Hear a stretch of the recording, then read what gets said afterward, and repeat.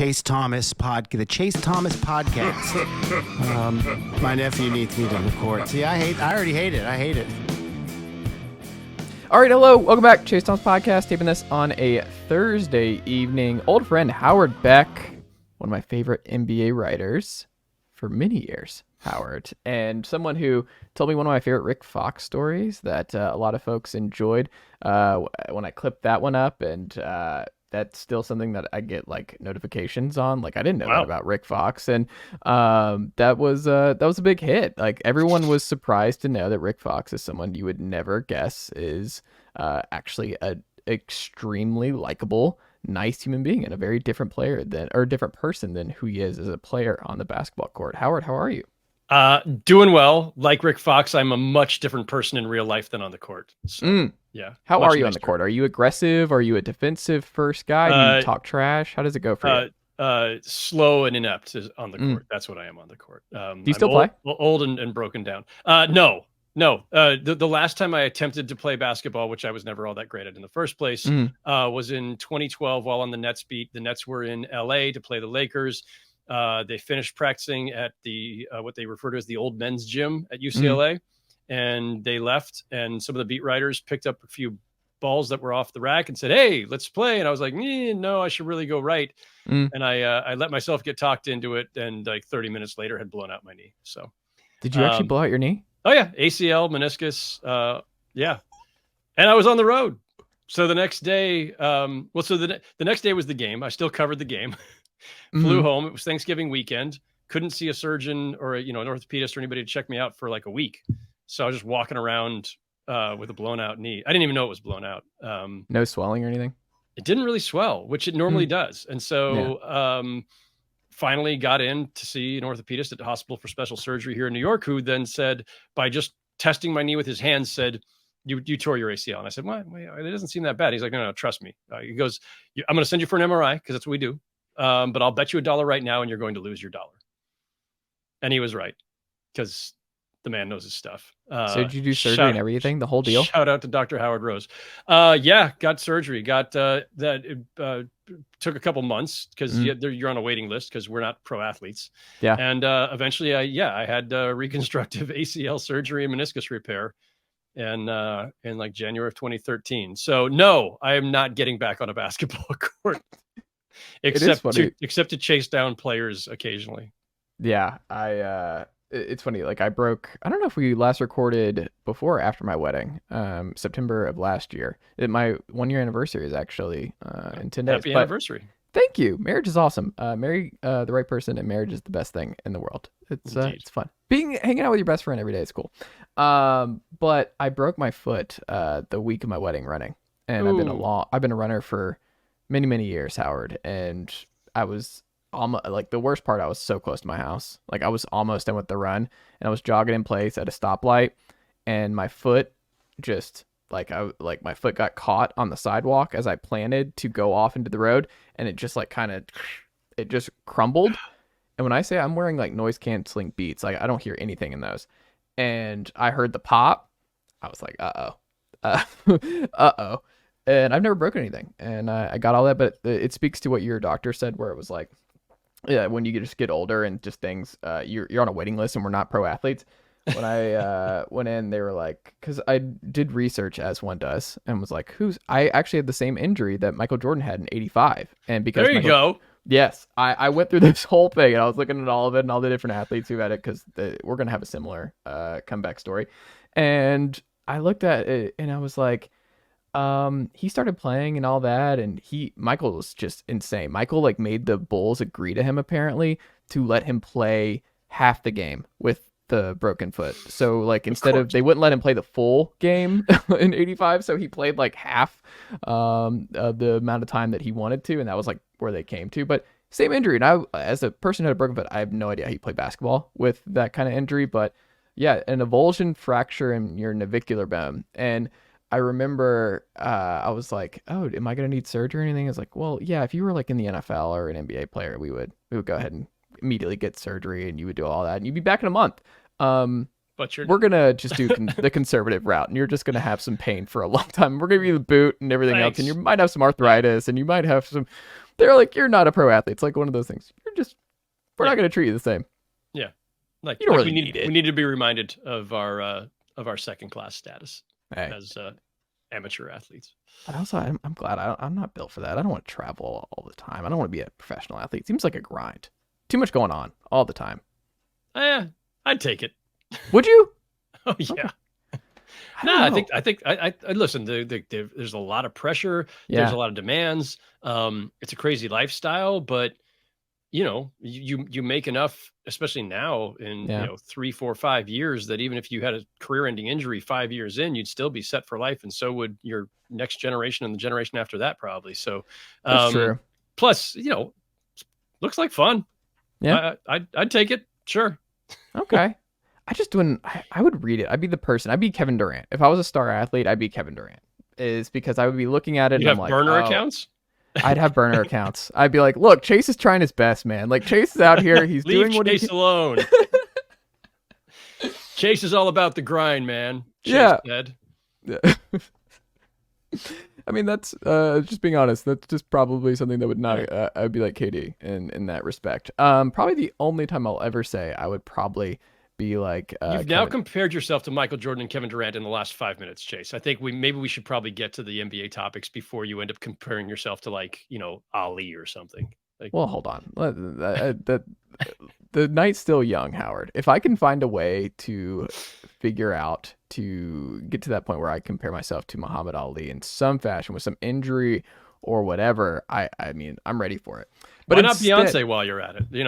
Let's just. Well, we're a Taylor Swift household. My wife is big into. She's a Swiftie, not part of the Beehive, but I have to be careful here because I like both very strong fan bases. I don't have a take though.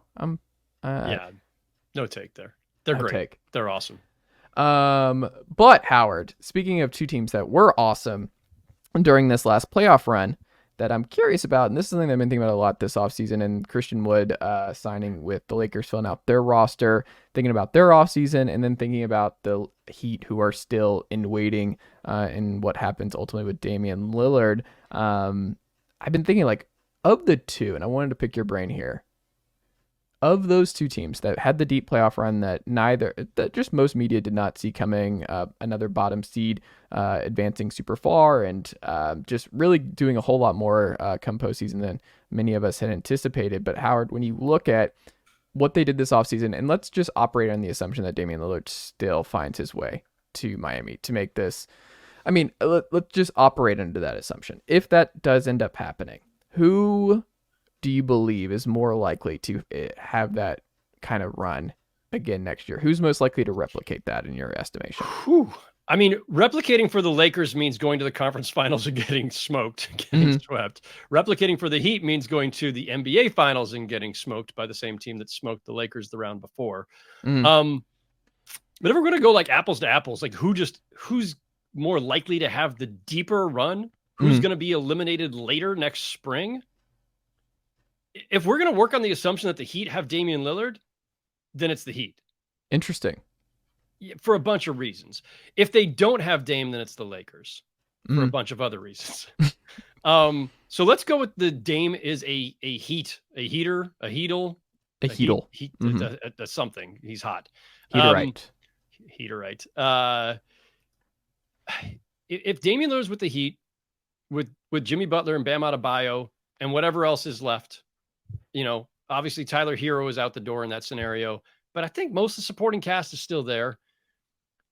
Look, if there's one knock that we've had on the Heat, and certainly that I've had a concern for them the last couple of years, and the reason I did not see a finals run coming, aside from their 8th place finish or 7th place finish in the East, it's that they just didn't have enough offensive firepower. There wasn't enough dynamism in the offense. They didn't have that go-to scorer. Jimmy Butler can be that guy sometimes, and he does become that guy in the playoffs often, but he doesn't do it during the regular season, and he can't do it every night in the playoffs. And Bam is an amazing player who does all kinds of things well, but he's not the guy who you say, hey, we need 30 tonight, go get it for us. And they don't really have anybody else who does that. Maybe Tyler Hero on occasion.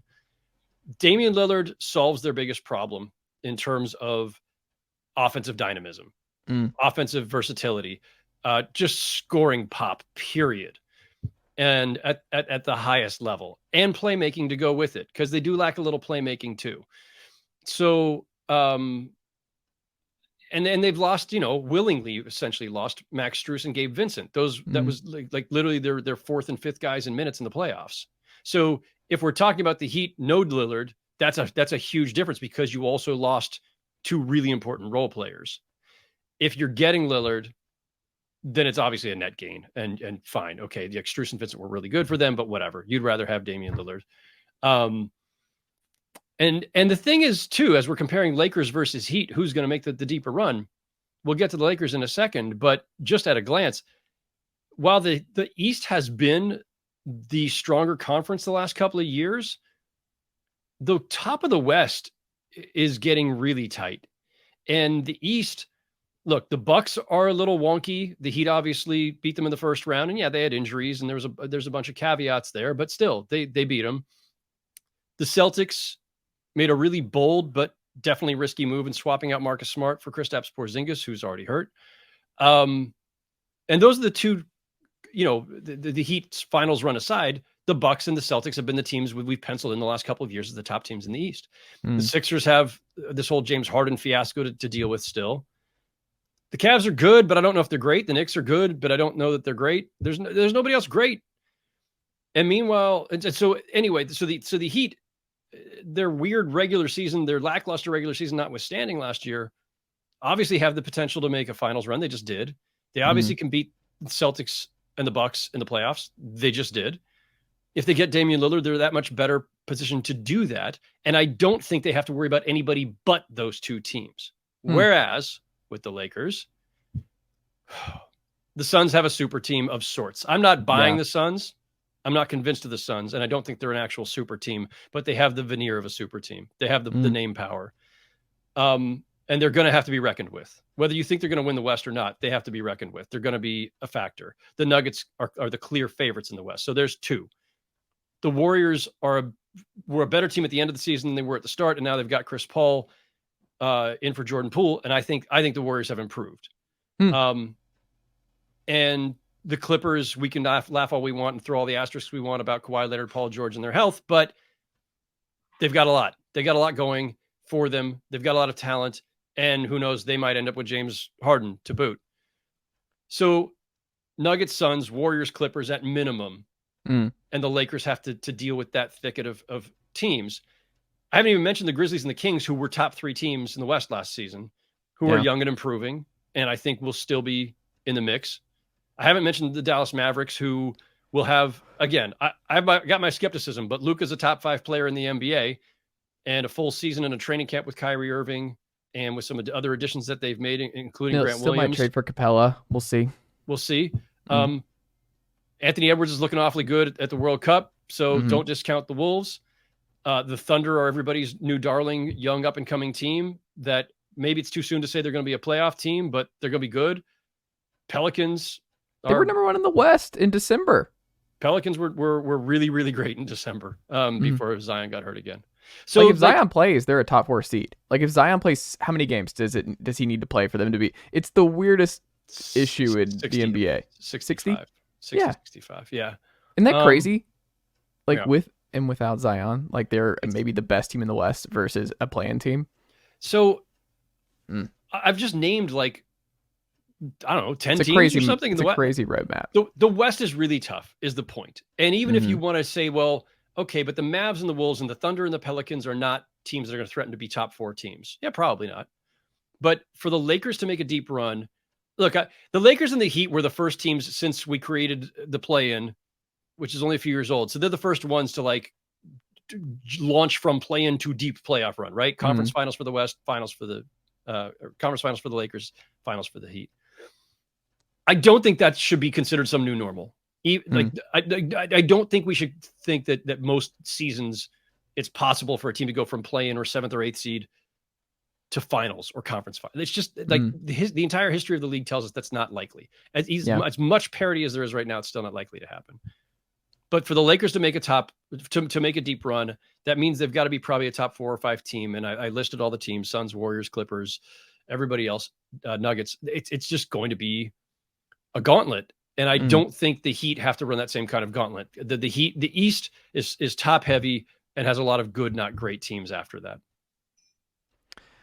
I just wonder too, like they're kind of tied at the hip. It's kind of funny, like going back to the bubble, the Heat and the Lakers are just the White Walkers of the NBA that we just keep waiting for them to go away, and they're just not going away. Like you just are like that. They have to be out of gas now, right? Like this has to be it. And you're like, no, they still have enough gas. They still have some juice for another potential playoff. I mean, deep playoff run.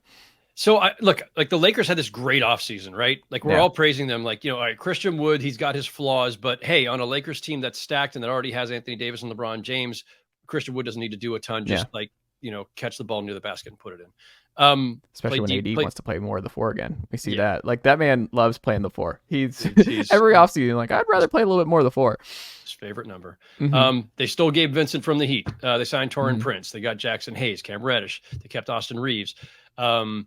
It was a pretty great offseason for the Lakers, and it's been a nice run ever since they made those trades at the trade deadline to fix what was a very broken roster.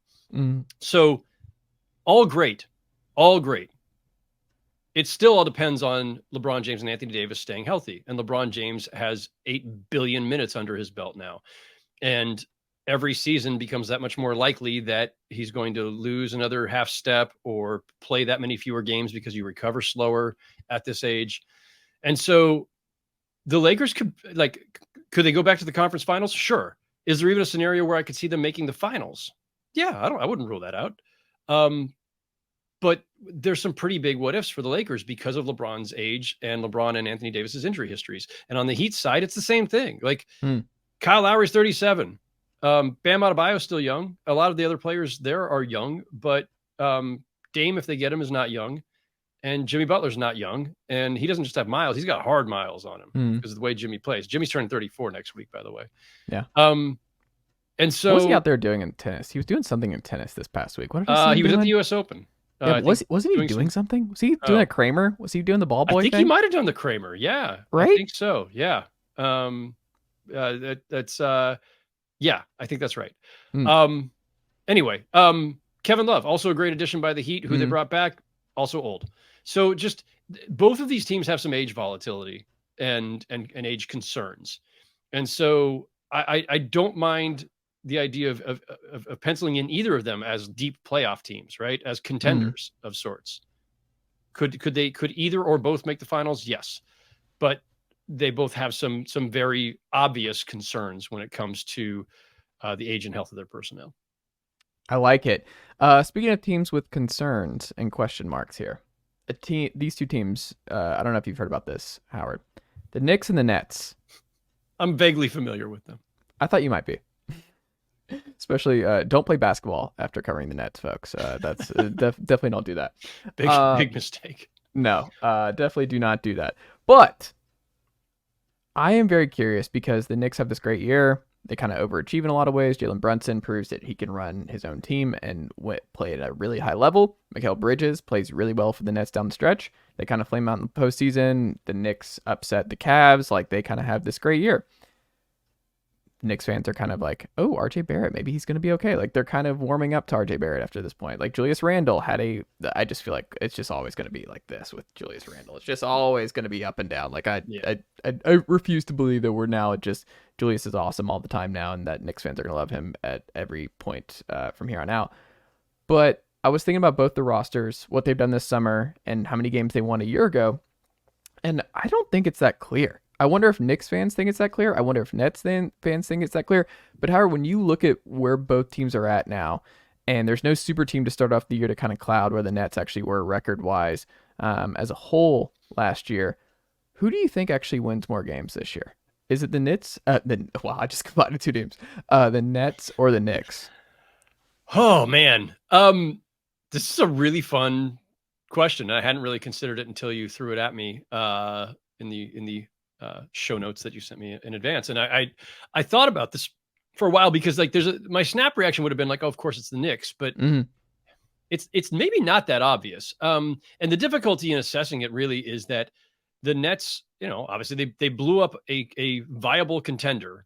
Again, not a team I really believed in as a contender, but whatever. They were playing at a contender level when they blew themselves up, thanks to Kyrie. And so the team they now have, had a month and a half, 2 months, whatever, to play together.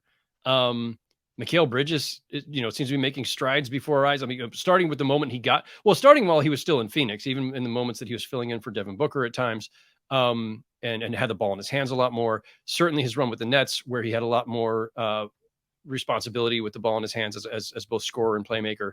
And then we've seen, obviously he's had some great moments for Team USA.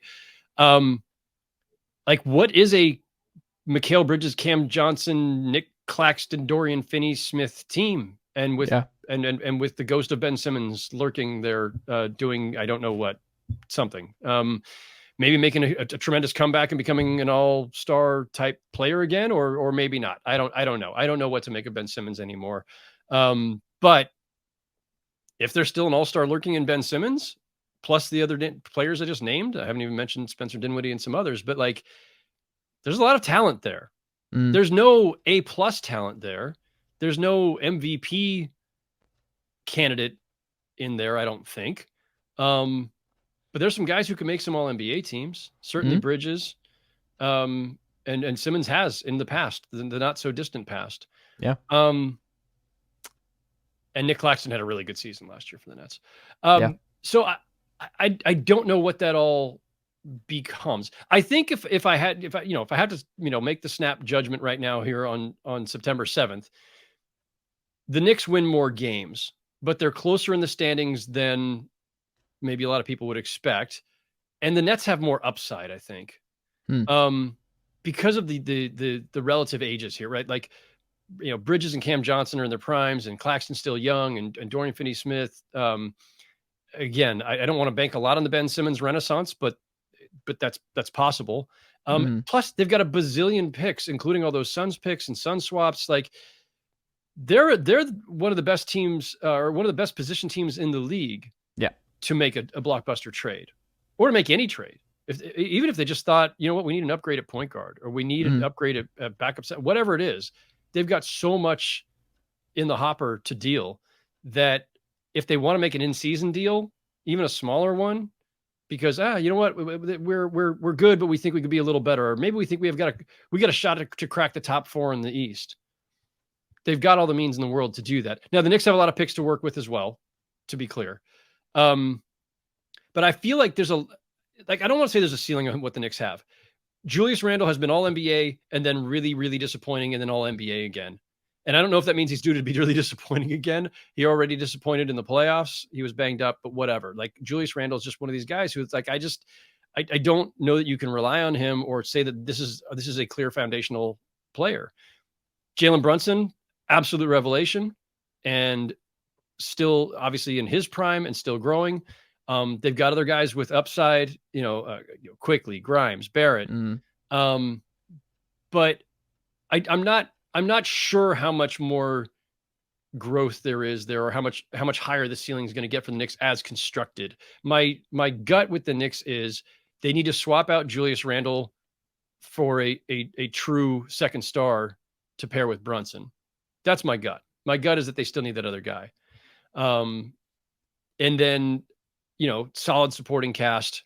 And plus, by the way, Nets versus Knicks, the Knicks have all the continuity, right? This is a team that's had its core together for multiple seasons. It's only Brunson's second season, but the rest of that group, have been there for a while. Tibbs has been there for a while. The Nets are still very new to each other. Also like the Dante DiVincenzo pickup by the Knicks. I'm not sure that he fills the biggest need for them, and they've got a little bit of a glut at the guards and wings, but they're a really solid team, and I think chances are they're going to win a few more games than the Nets. I just don't think it's going to be by a ton. That's fair. Howard. Last thing here.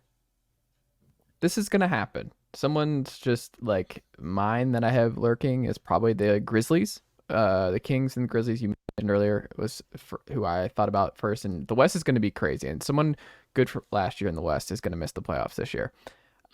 Part of it might be injuries, part of it might just be Jaws out, no Tyus Jones to manage those first 20-ish games, and you lose a lot of ground, and then suddenly you're fighting for a play-in spot like Jaren Jackson. Well, they picked up Derrick Rose.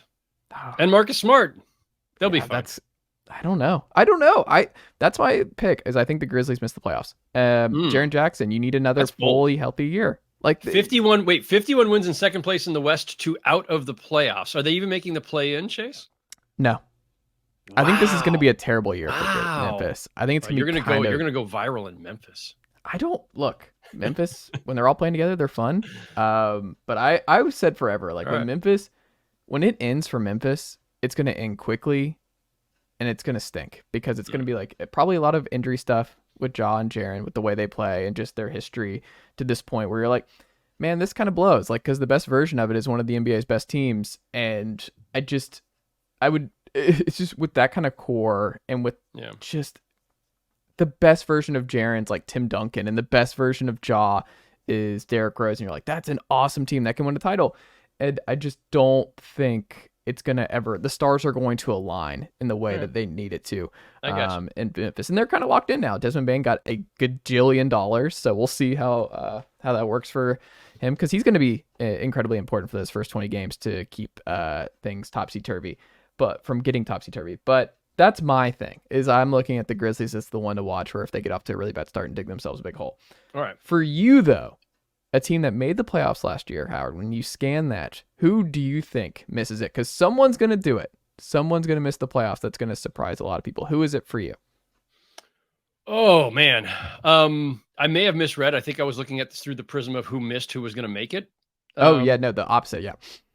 And so, but one thing implies the other, right? If someone's going to make the playoffs who didn't, then somebody has to fall out. And so like it's a really interesting exercise because, all right, start with the East. To me, like, Bucks, Celtics, Sixers, regardless of what happens with Harden, they're making the playoffs. Cavs and Knicks are in.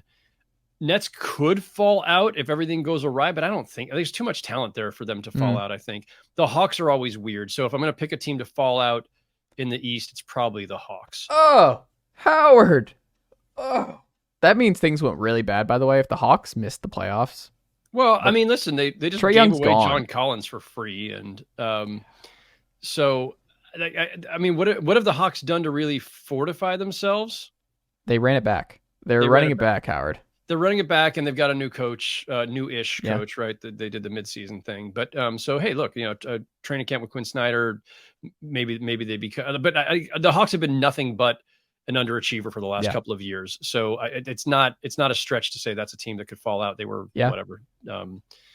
By playing, they were 7th, but by record, they were, what were they, 8th? Yeah. So Trae Young's gone in this scenario, by the way, folks. If that happens again, Trae Young's gone. That may. All right, I'm going to leave that one alone. I had a thought, but I'm leaving it alone. The thing is, in the East, I don't think any team is really ready to jump in. Maybe Toronto, if they just get their stuff together, because again, underachieving team that should be better than they have been, and they've got moves to make. And I don't know what those moves, if they're going in the direction of slight rebuild, retool, or if they're going in the direction of trying to fix themselves on the fly. And if, they lost Fred VanVleet, so I should just pencil them in for a step backwards anyway. I just have a weird faith in the Raptors to straighten themselves out, but maybe that's a year away.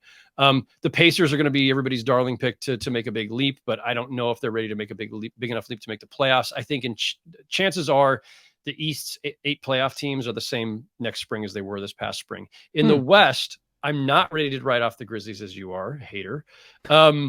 It's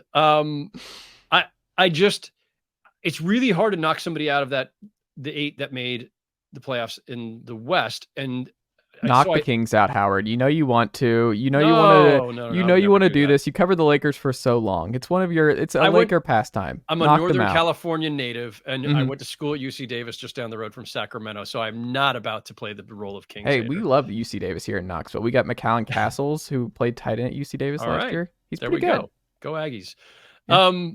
I like the Grizzlies and Kings. I have said this, and I don't mind standing by this. Like, the Grizzlies and Kings were the second and third best teams in the West last year, but it was a weird year in the West, and a bunch of teams finished the season as stronger than what their record would suggest. That includes the Suns, of course, and who only have gotten stronger since. That includes the Lakers. That includes the Warriors. Chances are the Grizzlies and Kings are not going to be in the top 4 again this coming season. I don't think they will be. But I'm not ready to knock them out of the playoff field entirely.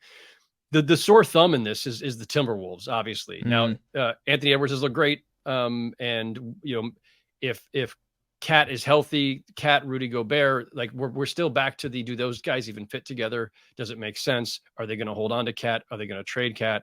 I'm not sold on the Timberwolves, but the thing is, again, like who's knocking them out? Is it the Thunder, everyone's new darling team? Is it the Pelicans with a healthy Zion? Is it the Luka Kyrie thing in Dallas? Like those are the three candidates to bust into the playoff field, but someone has to fall out. And I don't think it's anybody in that top 7. Like I think it's, if the Pelicans are going to make it, it's at the expense of the Wolves. I think if the Mavericks are going to make it, it's at the expense of the Wolves. And I don't think 2 teams are going to fall out. So there's the other fun thing, right? Like the Mavericks have this imperative to make the playoffs, or the clock is ticking on Luka. The Pelicans are on, year whatever of if Zion can only stay healthy, how many more attempts at this formula are you going to have? The Thunder have no imperative to make it. They're just good enough that they might, make a leap. Yeah. But we're not going to see 2 or 3 new teams in the playoffs in the West, I don't think, unless something catastrophic happens. Is there a chance the Rockets are a team that makes the playoffs and makes the play-in? No. Okay. I don't think so. There's too many teams to leapfrog. Yeah. And the Jazz are going to be, solid at least. Yeah. And the Trailblazers are going to be at least interesting. Hell, Trailblazers might still have Damian Lillard on the roster to start the season for all we know. So, what do you think? Do you think he's gone before the year? I don't know. I mean, I said this somewhere else earlier in the week. The one thing about the NBA is that the early weeks of a season are always this kind of clarifying period where, everybody loves their off season. Everybody's great. We got everybody we wanted. We drafted the guys we wanted, made the trades we wanted. Whether they're a contender, whether they're a hopeful playoff team, whatever they are, everybody's happy on opening night. And then 2-3 weeks in, you're like, all right. So we made a couple of bad bets. We overestimated some of our young guys, and it's time to start thinking about retooling. The reason I bring that up is that if Damian Lillard starts the season with the Blazers because Portland doesn't like Miami's trade offer and is holding out for better, whether it's from Miami, whether it's involving a third team, whether somebody else decides to take a chance on Dame and say, hey, you're under contract for 4 years. We're going to trade for you. You're it's not like you're going to hold out. He won't. So they could do that, but it won't be until you get 2, 3, maybe even 4 weeks into the season before teams have that reckoning. And the reason it's important, not so much because I think somebody's going to swoop in and be a different team to acquire Dame, a different team that's not Miami, although I think that's plausible. More likely is that I really think they need a third team in this, or maybe even a fourth team in this, so that Portland gets all the pieces that they feel like they need. If they don't want Tyler Hero, they need somewhere else to divert him. If they want more picks or younger players or whatever it is, you need to get another team involved. And there's more likely for a team to want to get involved once they've all had that early season reckoning. So that's the rational, that's the argument. And that's, I've heard that from some people around the NBA who are kind of like, you know what, whether it's with the James Harden situation or the Damian Lillard situation, those guys might very well still be on their respective rosters come opening night, but give it a few weeks and that's when things might sort out. Interesting. Howard, what can the good folks check out from you across the internet this week? Nothing at the moment. I'm in a little bit of a pause here, a transition phase, you could say. But they can find me on Twitter at Howard Beck, and they can always find all of my written work on my Authory page. That's author with a Y on the end, authory.com/Howard Beck. And all my past work for GQ Sports most recently, and before that, Sports Illustrated, Bleacher Report, New York Times. All of my stuff is there, and wherever I am writing next, stay tuned. Those stories will also find their way to my Authory page. There you go. I'm excited. And also, as always, whenever you're on the pod, Howard, I want to make sure, go buy The Pearl Hunter. Go buy the book. Thank it's right you. there. It's right. Appreciate it. Right behind my left shoulder here. Yeah, go buy it. Support. Howard, thank you so much for the time. As always, I greatly appreciate it. You have yourself a great rest of your evening, and we'll have to do this again soon. Absolutely. Always a pleasure, Chase. Thanks. Thanks, Howard.